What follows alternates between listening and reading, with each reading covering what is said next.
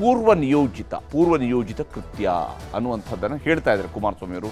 ಯಾವ ಸ್ವರೂಪದಲ್ಲಿ, ಯಾವ ಕಾರಣಕ್ಕಾಗಿ, ಮತ್ತು ಇದರಲ್ಲಿ ಕುಮಾರಸ್ವಾಮಿಯವರ ಲೆಕ್ಕಾಚಾರಗಳು ಏನೇನು ಸಾಗಿದ್ದಾವೆ ಅನ್ನೋದನ್ನು ಕೂಡ ನಿಮಗೆ ವಿವರಿಸ್ತೀನಿ. ಹಾಗೆಯೇ ಇಲ್ಲಿ ಇನ್ನೂ ಒಂದು ಅಂಶ ಇದೆ, ಯಾವ ಒಂದು ರಹಸ್ಯವನ್ನು ಅವರು ಹೇಳ್ತಾ ಇದ್ದಾರೆ. ಅಂದರೆ 1990 ವೇಳೆಯಲ್ಲಿ ಆಗಿದ್ದಂತಹ ಗಲಭೆಗೂ ನಾಗಮಂಗಲದ ಗಲಭೆಗೂ ಕೂಡ ಅವರು ತಾಳೆ ಹಾಕ್ತಾ ಇದ್ದಾರೆ ಕುಮಾರಸ್ವಾಮಿ. ಯಾವ ಕಾರಣಕ್ಕಾಗಿ ಅನ್ನೋದು ನಿಮಗೆ ತೋರಿಸ್ತೀನಿ.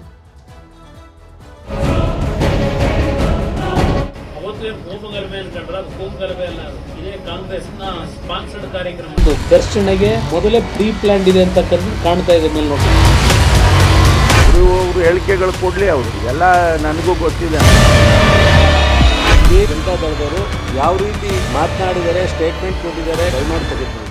ಒಂದೆಡೆ ಕಲ್ಲು ತೂರಾಟ, ಮತ್ತೊಂದೆಡೆ ಬೆಂಕಿಯ ರುದ್ರನರ್ತನ. ಇದಾದ ನಂತರ ಶುರುವಾಗಿದ್ದು ರಾಜಕೀಯ ನಾಯಕರ ಸಂಚಾರ.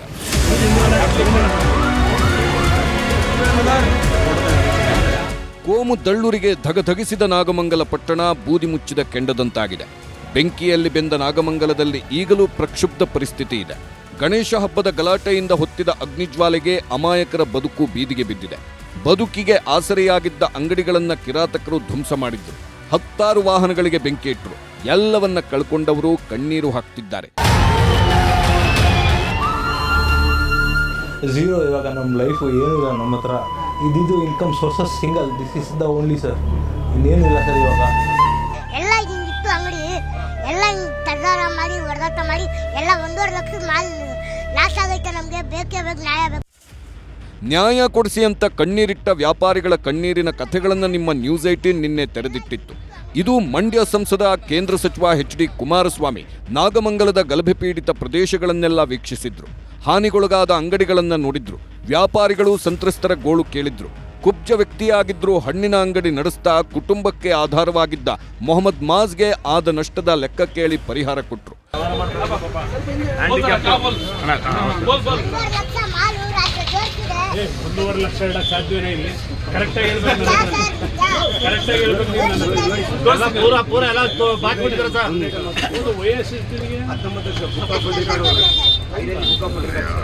ಆಮೇಲೆ ತೋರ್ಸಲ್ಲಿ ಮಾತಾಡಪ್ಪ ಹೋಗ್ಲಿ.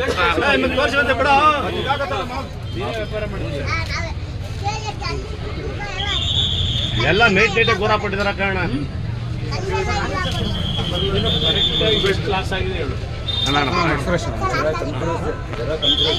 ಫ್ರೂಟ್ಸ್ ಎಲ್ಲ ಅಂಗಡಿ 1.5 ಲಕ್ಷ ಆಯ್ತು. ಅರ್ಧಕ್ಕೆ ಬಂದ ಅಲ್ಲ ಮನೆ ಹತ್ರ ಬರೋ ಅಭ್ಯಾವ್ ಸಲಾಮ್ ಕರು ಅವನೇ ವ್ಯಾಪಾರ ಮಾಡೋದು ಸರ್. ಸಲಾಮ್ ಕರು ದೋಸೆ ಸಲಾಮ್ ಕರು. ಆಸ್ತಿಪಾಸ್ತಿ ಕಳೆದುಕೊಂಡವರಿಗೆ ತಲಾ 25,000ದಿಂದ 2 ಲಕ್ಷ ರೂಪಾಯಿವರೆಗೂ ಪರಿಹಾರ ವಿತರಣೆ ಮಾಡಿದ್ರು. ಮಾಜಿ ಶಾಸಕ ಸುರೇಶ್ ಗೌಡರ ಮನೆಗೆ ಕರೆಸಿ ಪರಿಹಾರ ವಿತರಿಸಿದ್ರು. ಆಮೇಲೆ ಕುಮಾರಸ್ವಾಮಿ ಅವರ ಸಿಟ್ಟು ತಿರುಗಿದ್ದು ಸಚಿವ ಚಲುವರಾಯಸ್ವಾಮಿ ಮತ್ತು ಗೃಹ ಸಚಿವ ಜಿ ಪರಮೇಶ್ವರ್ ಮೇಲೆ. ಹಿಂದೆ 1990ರಲ್ಲಿ ವೀರೇಂದ್ರ ಪಾಟೀಲ್ ಅವರನ್ನ ಮುಖ್ಯಮಂತ್ರಿ ಸ್ಥಾನದಿಂದ ಇಳಿಸಲಿಕ್ಕೆ ಲ್ಯಾಂಡ್ ಆರ್ಡರ್ ಪ್ರಾಬ್ಲಮ್ ಕ್ರಿಯೇಟ್ ಮಾಡಿದ್ರಲ್ಲ, ಅವತ್ತೇನು ಕೋಮಗಲಭೆ ಅನ್ಕೊಂಡ್ರ? ಕೋಮಗಲಭೆ ಅಲ್ಲ, ಇದೇ ಕಾಂಗ್ರೆಸ್ನ ಸ್ಪಾನ್ಸರ್ಡ್ ಕಾರ್ಯಕ್ರಮ. ಮೊದಲೇ ಸಿದ್ಧತೆ ಮಾಡದೇ ಇದ್ದಿದ್ರೆ ಕಲ್ಲು ತೂರಾಟ ನಡೀತು. ಎಲ್ಲಿದ್ ಕಲ್ಲಲ್ಲಿ? ಎಲ್ಲಿಂದ ಬಂತು ಕಲ್ಲು, ತಲ್ವಾರ್? ಕೋಮುಗಲಭೆ ಉದ್ದೇಶದಿಂದಲೇ ಪಿತೂರಿ ಅಂತ ಕುಮಾರಸ್ವಾಮಿ ಗುಡುಗಿದ್ರು. ನಿನ್ನೆ ಎಲ್ಲ ನಮ್ಮ ಅಣ್ಣ ತಮ್ಮಂದಿರು ಅಂತ ಚಲುವರಾಯಸ್ವಾಮಿ ಹೇಳಿದ್ರು. ಕುಮಾರಸ್ವಾಮಿ ರಾಜಕೀಯ ಮಾಡಬಾರದು ಅಂದಿದ್ರು. ಇದಕ್ಕೂ ಯಾವಾಗ ಬಿಜೆಪಿ ಸರ್ಕಾರ ಆಡಳಿತ ಮಾಡಿದೆ ಆ ಟೈಮ್ನಲ್ಲಿ ಏನೆಲ್ಲ ಇನ್ಸಿಡೆಂಟ್ ಇದೆ ಅದನ್ನು ತೆಗೆದು ನೋಡಿ. ಕಾಂಗ್ರೆಸ್ ಸರ್ಕಾರ ಆಡಳಿತ ಮಾಡಿದಾಗ ನಡೆದಂಥ ಇನ್ಸಿಡೆಂಟ್ಗಳನ್ನು ತೆಗೆದು ನೋಡಿ. ಇದೇ ಜನತಾದಳ ಇವತ್ತೇನು ಹೇಳ್ತಾ ಇದ್ದಾರೆ, ಒಂದು ವರ್ಗದ ಜನಕ್ಕೆ ಸಹಕಾರ ಮಾಡ್ತಾರೆ ಅಂತ, ಇದೇ ಜನತಾದಳದವರು ಯಾವ ರೀತಿ ಮಾತನಾಡಿದ್ದಾರೆ, ಸ್ಟೇಟ್ಮೆಂಟ್ ಕೊಟ್ಟಿದ್ದಾರೆ, ಏನು ಸನ್ನಿವೇಶಗಳನ್ನ ದಯಮಾಡಿ ತೆಗೆದು ನೋಡಿ. ಒಂದೊಂದು ಸಮಾಜವನ್ನ ಓಲೈಸ್ಕೊಳ್ಳಿಕ್ಕೆ, ಅವರುಗಳ ಮೇಲೆ ಪ್ರಭಾವ ಬೀರ್ಲಿಕ್ಕೇನು ಇತ್ತೀಚೆಗೆ ಬಹಳ ದೊಡ್ಡ ಮಟ್ಟದಲ್ಲಿ ಒಂದು ರೀತಿಯ ದ್ವೇಷದ ರಾಜಕಾರಣವನ್ನ ಮನಸ್ಸಿನಲ್ಲಿ ಬಿತ್ತರಿಸ್ತಕ್ಕಂಥದ್ದು ನಡೀತಾ ಇರೋದು ನೋಡ್ತಾ ಇದ್ದೇವೆ. ನಾನು ಕಾಂಗ್ರೆಸ್ಗೂ ಹೇಳ್ತೇನೆ, ಬೇರೆಯವ್ರಿಗೂ ಹೇಳ್ತೇನೆ, ಈ ಭಾಗದ ಜನತೆಯ ದುಡಿಮೆ ಏನಿದೆ, ಅವ್ರ ಬದುಕೇನಿದೆ, ಆ ಬದುಕಿನ ಜೊತೆಯಲ್ಲಿ ನಿಮ್ಮ ರಾಜಕೀಯದ ಒಂದು ಸಂಘಟನೆಗೋಸ್ಕರವಾಗಿ ಆ ಬದುಕನ್ನ ಚಿತ್ರಗೊಳಿಸಬೇಡಿ ಅಂತಕ್ಕಂಥದ್ದನ್ನು ಹೇಳಲಿಕ್ಕೆ ಬಯಸ್ತೀನಿ. ಇದೇ ವೇಳೆ ಗೃಹ ಸಚಿವ ಡಾಕ್ಟರ್ ಜಿ ಪರಮೇಶ್ವರ್ ವಿರುದ್ಧವೂ ಕುಮಾರಸ್ವಾಮಿ ಅವರ ಕೋಪ ತಿರುಗಿತು. ತಾವು ಸಿಎಂ ಆಗಿದ್ದಾಗ ತಮ್ಮ ಜೊತೆಗೆ ಡಿಸಿಎಂ ಆಗಿದ್ದ ಪರಮೇಶ್ವರ್ ಬಗ್ಗೆ ಅದ್ಯಾರೋ ಪರಮೇಶ್ವರ್ ಅಂತಲೇ ಮಾತು ಆರಂಭಿಸಿದ ಕುಮಾರಸ್ವಾಮಿ ಮಾತಲ್ಲೇ ಪಂಚ್ಕೊಟ್ರು. ಪರಮೇಶ್ವರ್ ಕೂಡ ಕೂಲಾಗಿಯೇ ತಿರುಗೇಟು ಕೊಟ್ರು. ಆಕಸ್ಮಿಕವಾಗಿ ಅಲ್ಲಿ ಪ್ರೊಸೆಷನ್ ಹೋಗುವಾಗ ಯಾರೋ ಕಲ್ಲು ಹಾಕಿದ್ರು ಅಂತ ರೆಸ್ಪಾಂಡ್ ಮಾಡೋದಕ್ಕೆ ಇವರು ಕಲ್ಲು ಹಾಕಿದ್ದಾರೆ. ಆ ರೀತಿ ಘರ್ಷಣೆ ಮಾಡಿಕೊಂಡಿದ್ದಾರೆ. ಕೋಮು ಗಲಭೆ ಅಂತ ಹೇಳೋದಕ್ಕೆ ಆಗೋದಿಲ್ಲ. ಇದನ್ನ ಎರಡು ಕುಮೆಯರು ಕೋಮು ಗಲಭೆಯನ್ನು ಉಂಟು ಮಾಡುವ ಉದ್ದೇಶದಿಂದ ಆ ಪರಮೇಶ್ವರನ ಯಾರಾದ್ರೂ ಗೃಹ ಸಚಿವ ಅಂತ ಕರೀತೀರಾ?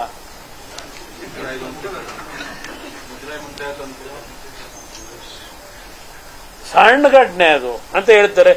ನನಗೆ ಈ ಶಬ್ದಗಳನ್ನ ಟ್ವಿಸ್ಟ್ ಮಾಡಿ ನಿಮಗೆ ಬೇಕಾದಂಗೆ ವ್ಯಾಖ್ಯಾನ ಮಾಡಿದ್ರೆ ನಾವೇನು ಮಾಡೋಕ್ಕಾಗಲ್ಲ. ಅವರು ಹೇಳಿಕೆಗಳು ಕೊಡಲಿ. ಅವರು ಕನ್ನಡ ಭಾಷೆನ ವ್ಯಾಖ್ಯಾನ ಮಾಡಿ ಟ್ವಿಸ್ಟ್ ಮಾಡಿ ಟರ್ನ್ ಮಾಡಿ ಪರಮೇಶ್ವರ್ ಹಿಂಗೆ ಹೇಳಿದ್ರು, ಸಣ್ಣದು ಅಂದ್ರು, ದೊಡ್ಡದು ಅಂದ್ರು. ಇದೆಲ್ಲ ನನಗೂ ಗೊತ್ತಿದೆ, ನನಗೂ ಮಾತಾಡಕ್ ಬರುತ್ತೆ. ಇನ್ನು ನಾಗಮಂಗಲದಲ್ಲಿ ನಡೆದ ಗಲಭೆಯನ್ನ 1990ರಲ್ಲಿ ಚನ್ನಪಟ್ಟಣ ಹಾಗೂ ರಾಮನಗರದಲ್ಲಿ ನಡೆದಿದ್ದ ಕೋಮು ಗಲಭೆಯ ಜೊತೆಗೆ ಕುಮಾರಸ್ವಾಮಿ ಹೋಲಿಸಿದ್ದಾರೆ. ಅಂದು ಹಳೆ ಮೈಸೂರು ಭಾಗದಲ್ಲಿ ನಡೆದಿದ್ದ ಕೋಮು ಗಲಭೆಗಳನ್ನೇ ಮುಂದಿಟ್ಟುಕೊಂಡು ರಾಜ್ಯದಲ್ಲಿ ಕಾನೂನು ಸುವ್ಯವಸ್ಥೆ ಹಾಳಾಗಿದೆ ಎಂಬ ಕಾರಣ ನೀಡಿ ಅಂತಹ ಸಂದರ್ಭದಲ್ಲಿ ಅನಾರೋಗ್ಯ ಪೀಡಿತರಾಗಿದ್ದ ಸಿಎಂ ವೀರೇಂದ್ರ ಪಾಟೀಲ್ರನ್ನ ಮುಖ್ಯಮಂತ್ರಿ ಸ್ಥಾನದಿಂದ ಕಿತ್ತು ಹಾಕಲಾಗಿತ್ತು. ಅದೇ ಮಾದರಿಯಲ್ಲೇ ಈಗಲೂ ಕಾಂಗ್ರೆಸ್ ಪ್ರಾಯೋಜಿತ ಗಲಭೆ ನಾಗಮಂಗಲದಲ್ಲಿ ನಡೆದಿದೆ ಎಂದು ಕುಮಾರಸ್ವಾಮಿ ಗಂಭೀರ ಆರೋಪ ಮಾಡಿದ್ದಾರೆ. ಹಿಂದೆ 1990ರಲ್ಲಿ ವೀರೇಂದ್ರ ಪಾಟೀಲ್ ಅವರನ್ನ ಮುಖ್ಯಮಂತ್ರಿ ಸ್ಥಾನದಿಂದ ಇಳಿಸಲಿಕ್ಕೆ ಇದೇ ರಾಮನಗರ ಚನ್ನಪಟ್ಟಣದಲ್ಲಿ ಇದೇ ರೀತಿಯಲ್ಲಿ ಅಂಗಡಿಗಳಿಗೆ ನುಗ್ಗಿ ಬೆಂಕಿ ಇಟ್ಟು ದೊಡ್ಡ ಮಟ್ಟದಲ್ಲಿ law and order problem create ಮಾಡಿದ್ರಲ್ಲ, ಅದನ್ನ ನಾನು ನೆನಪಿಸ್ಕೊಡ್ತೇನೆ. 1990 ವೀರೇಂದ್ರ ಪಾಟೀಲ್ ಸರ್ಕಾರ ತೆಗಿಬೇಕು ಅಂತೇಳಿ ಕಾಂಗ್ರೆಸ್ ನಾಯಕರುಗಳೇ ಅವತ್ತು ಆ ಎರಡೂ ತಾಲೂಕಿನಲ್ಲಿ ಅವಳಿ ನಗರಗಳು ದೊಡ್ಡ ಮಟ್ಟದಲ್ಲಿ ದಿನಸಿ ಅಂಗಡಿಗಳು ಪೇಟೆ ಬೀದಿನೆಲ್ಲ ಬೆಂಕಿ ಇಟ್ಟು ದೊಡ್ಡ ಒಂದು ಸಂಘರ್ಷ ನಡೀತಲ್ಲ. ಅವತ್ತು ಏನು ಕೋಮು ಗಲಭೆ ಅನ್ಕೊಂಡ್ರ? ಅದು ಕೋಮು ಗಲಭೆ ಅಲ್ಲ, ಅದು ಇದೇ ಕಾಂಗ್ರೆಸ್ನ ಸ್ಪಾನ್ಸರ್ಡ್ ಕಾರ್ಯಕ್ರಮ. ಹೀಗೆ ನಾಗಮಂಗಲದ ಗಲಭೆಯ ಸುತ್ತಲಿನ ಆರೋಪ ಪ್ರತ್ಯಾರೋಪದ ಮಧ್ಯೆ ಕರ್ತವ್ಯದಲ್ಲಿ ನಿರ್ಲಕ್ಷ್ಯ ತೋರಿದ ನಾಗಮಂಗಲ ಟೌನ್ ಠಾಣೆ ಇನ್ಸ್ಪೆಕ್ಟರ್ ಅಶೋಕ್ ಕುಮಾರ್ ಅವರನ್ನ ಸರ್ಕಾರ ಅಮಾನತು ಮಾಡಿದೆ. ಈ ಮೂಲಕ ಘಟನೆಯ ಹೊಣೆಯನ್ನ ಒಬ್ಬ ಅಧಿಕಾರಿಯ ಮೇಲೆ ಮೊದಲು ಕಟ್ಟಿದ ಸರ್ಕಾರ ನಂತರ ರಾಜ್ಯ ಗುಪ್ತಚರ ಇಲಾಖೆಯ ಎಡಿಜಿಪಿಯಾಗಿದ್ದ ಶರತ್ ಚಂದ್ರ ವರ್ಗಾವಣೆ ಮಾಡಿದೆ. ಆ ಜಾಗಕ್ಕೆ ಹೇಮಂತ್ ನಿಂಬಾಳ್ಕರ್ ನೇಮಕ ಮಾಡಿದೆ ಸರ್ಕಾರ. ಹೀಗೆ ಗುಪ್ತಚರ ವೈಫಲ್ಯವನ್ನೂ ಸರ್ಕಾರ ಮೇಲ್ನೋಟಕ್ಕೆ ಒಪ್ಪಿಕೊಂಡಂತಿದೆ. Bureau report, news 18. ಇಲ್ಲಿ ಬಹಳ ಮುಖ್ಯವಾಗಿ ಕುಮಾರಸ್ವಾಮಿ ಅವರ ಮಾತುಗಳನ್ನು ನೋಡ್ತಾ ಇದ್ದಾರೆ. ಕುಮಾರಸ್ವಾಮಿ ಅವರು ಇವತ್ತು ನಾಗಮಂಗಲದಲ್ಲಿ ಓಡಾಡದ ಸಮಯದಲ್ಲಿ ಬಹಳಷ್ಟು ವಿಚಾರಗಳನ್ನು ಹೇಳಿದ್ದಾರೆ. ಅದರಲ್ಲಿ ಬಹಳ ಒಂದು ಅಂಶ ಪೂರ್ವ ನಿಯೋಜಿತ ಅನ್ನುವಂಥದ್ದು, ಇನ್ನೊಂದು ಈ ಬೆಂಕಿಯ ರಹಸ್ಯ ಏನು ಅನ್ನುವಂತಹ ವಿಷಯ. ಬೆಂಕಿ ರಹಸ್ಯದ ಬಗ್ಗೆ ಅವರು ಹೇಳ್ತಾರೆ, ಕೋಮು ಗಲಭೆ ಕಾಂಗ್ರೆಸ್ ಪ್ರಾಯೋಜಿತವಾದಂತಹ ಒಂದು ಗಲಭೆ ಇದು, ಹೊರತು ಬೇರೆನೇನು ಅಲ್ಲ, ಇದು ಪೂರ್ವ ನಿಯೋಜಿತ ಮತ್ತು ಪ್ರಾಯೋಜಿತ ಅಂತ ಹೇಳಿ. ಯಾವ ರೀತಿಯಲ್ಲಿ ಅಂತ ಹೇಳಿದರೆ 1990ರಲ್ಲಿ ವೀರೇಂದ್ರ ಪಾಟೀಲ್ರನ್ನ ಸಿಎಂ ಸ್ಥಾನದಿಂದ ಕೆಳಗಿಳಿಸಿದ್ರು, ಅದೇ ರೀತಿಯಲ್ಲಿ ಈಗ ಆವಾಗ ಹೇಗೆ ಲಾ ಆ್ಯಂಡ್ ಆರ್ಡರ್ ಪ್ರಾಬ್ಲಮ್ ಇದೆ ಅನ್ನೋಂಥ ರೀತಿಯಲ್ಲಿ ಮಾಡಿದ್ರು, ಅದೇ ರೀತಿಯಲ್ಲಿ ಇವಾಗಲೂ ಕೂಡ ಲಾ ಆ್ಯಂಡ್ ಆರ್ಡರ್ ಪ್ರಾಬ್ಲಮನ್ನು ಮಾಡೋದಕ್ಕೆ ಹೊರಟಿದ್ದಾರೆ ಅನ್ನುವಂಥದ್ದನ್ನು ಅವರು ಹೇಳಿದ್ದಾರೆ. ಅಂದರೆ ಆಗ ರಾಮನಗರ ಚನ್ನಪಟ್ಟಣ ಗಲಭೆಗೂ ಈಗಿನ ನಾಗಮಂಗಲ ಗಲಭೆಗೂ ಸಾಮ್ಯತೆ ಇದೆ ಅನ್ನುವಂಥದ್ದನ್ನು ಯಾವ ಸ್ವರೂಪದಲ್ಲಿ ಇದೆ ಅನ್ನೋದನ್ನು ಅವ್ರಿಗೆ ಹೇಳ್ತಾ ಇದ್ದಾರೆ ಅಂತ ನೀವು ಗಮನಿಸಿರ್ತೀವಿ. ಈಗಾಗಲೇ ಅವರ ಮಾತನ್ನು ಕೂಡ ನಾನು ನಿಮಗೆ ತೋರಿಸಿದೆ. ಯಾಕೆ ಅಂತ ಹೇಳಿದರೆ ಇಲ್ಲಿ ಕುಮಾರಸ್ವಾಮಿ ಅವರು ಬಹಳ ಪರ್ಟಿಕ್ಯುಲರ್ ಆಗಿ ಇಂತಹ ವಿಚಾರವನ್ನು ಪ್ರಸ್ತಾಪ ಮಾಡ್ತಾ ಇದ್ದಾರೆ. ಇದನ್ನು ಮಾಡೋ ಸಂದರ್ಭದಲ್ಲಿ ಅವರು ಇನ್ನೂ ಒಂದು ಪದದ ಬಳಕೆಯನ್ನು ಮಾಡ್ತಾ ಇದ್ದಾರೆ, ಓಲೈಕೆ ರಾಜಕಾರಣ ಅನ್ನೋಂಥರ ಬಗ್ಗೆ ಕೂಡ ಹೇಳ್ತಾ ಇದ್ದಾರೆ ಕುಮಾರಸ್ವಾಮಿ ಅವರು. ಕಾನೂನು ಸುವ್ಯವಸ್ಥೆ ಹಾಳಾಗಿದೆ ಅನ್ನುವಂತಹ ಕಾರಣಕ್ಕಾಗಿ ಸರ್ಕಾರವನ್ನು ಹಾಗಾದರೆ ವಜಾ ಮಾಡ್ತಾರಾ ಅಂತ. ಯಾಕೆಂದರೆ ಅವತ್ತು ಅಂದರೆ 1990ರಲ್ಲಿ ವೀರೇಂದ್ರ ಪಾಟೀಲ್ರನ್ನು ಬದಲಾವಣೆ ಮಾಡಿದ್ರಲ್ಲ, ಅವತ್ತು ಕೇಂದ್ರ ಸರ್ಕಾರ ಯಾವುದೇ ರೀತಿಯಾದ ಕ್ರಮ ಕೈಗೊಂಡ ಕಾಂಗ್ರೆಸ್ನವರು ಮುಖ್ಯಮಂತ್ರಿಯನ್ನು ಬದಲಾವಣೆಯನ್ನು ಮಾಡ್ಕೊಂಡಿದ್ರು. ಈಗ ಕುಮಾರಸ್ವಾಮಿ ಅವರು ಹೇಳೋ ಪ್ರಕಾರ ಹಾಗಾದರೆ ಸರ್ಕಾರನ ವಜಾ ಮಾಡಬೇಕಾ, ಕಾನೂನು ಸುವ್ಯವಸ್ಥೆ ಹಾಳಾಗಿದೆ ಅಂತೇಳಿ ಆ ಉದ್ದೇಶದಿಂದ ಏನಾದ್ರು ಮಾಡ್ತಿದ್ದಾರೆ. ಯಾರು ಈಗ ಮುಖ್ಯಮಂತ್ರಿನ ಬದಲಾವಣೆ ಮಾಡ್ತಾರೆ ಅನ್ನೋಂಥದ್ದು. ಇನ್ನು ಇಲ್ಲಿ ಬಹಳ ಮುಖ್ಯವಾಗಿ ಕುಮಾರಸ್ವಾಮಿ ಇರುವಂತಹ ಲೆಕ್ಕ ಏನು, ಕುಮಾರಸ್ವಾಮಿ ಅವರು ಹಾಕಿರುವಂಥ ಲೆಕ್ಕ ಏನು ಅನ್ನೋದನ್ನು ಕೂಡ ನಾವು ನೋಡಬೇಕು. ಚನ್ನರಾಯಸ್ವಾಮಿ ಕ್ಷೇತ್ರದಲ್ಲಿ HD ಕುಮಾರಸ್ವಾಮಿ ಅವರು ಇವತ್ತು ರೌಂಡ್ಸ್ ಹೊಡೆದಿದ್ದಾರೆ ನಾಗಮಂಗಲದಲ್ಲಿ.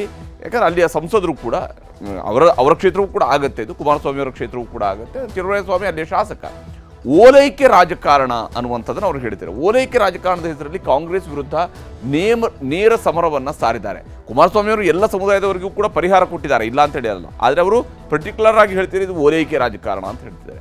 ಅದರಲ್ಲೂ ಕೂಡ ವಿಶೇಷವಾಗಿ ಹಿಂದೂ ಮತ ಬ್ಯಾಂಕ್ನ ಮೂಲಕವೇ JDS ಕೋಟೆಯನ್ನು ಕಟ್ಟುವಂಥ ಪ್ಲಾನನ್ನು ಕುಮಾರಸ್ವಾಮಿ ಅವರು ಹಾಕಿದ್ದಾರಾ ಅನ್ನುವಂತಹ ಪ್ರಶ್ನೆಯೂ ಕೂಡ ಇಲ್ಲಿ ಮೂಡುತ್ತೆ. ಯಾಕಂದರೆ ಅವರು ಇಷ್ಟು ಬಹಳ ಓಪನ್ ಆಗಿಯೇ ಮುಸ್ಲಿಂ ವಿಚಾರದಲ್ಲಿ ತಮ್ಮ ನಿಲುವುಗಳನ್ನು ಹೇಳ್ತಾ ಇದ್ದಾರೆ. ಮುಸ್ಲಿಮರನ್ನ ಮಾತ್ರನೇ ನೆಚ್ಚಿಕೊಂಡಿದ್ರೆ ದೇವೇಗೌಡರು ಒಂದು ರಾಜಕೀಯದ ಸೂತ್ರವನ್ನು ಹೆಣಿತಿರ್ತಾರಲ್ಲ, ಅದರಲ್ಲಿ ಮುಸ್ಲಿಮರು ಕೂಡ ಬೇಕು, ಬಹಳ ಮುಖ್ಯವಾಗಿರುವಂಥ ಪಾರ್ಟ್ ಅಂತೇಳಿ.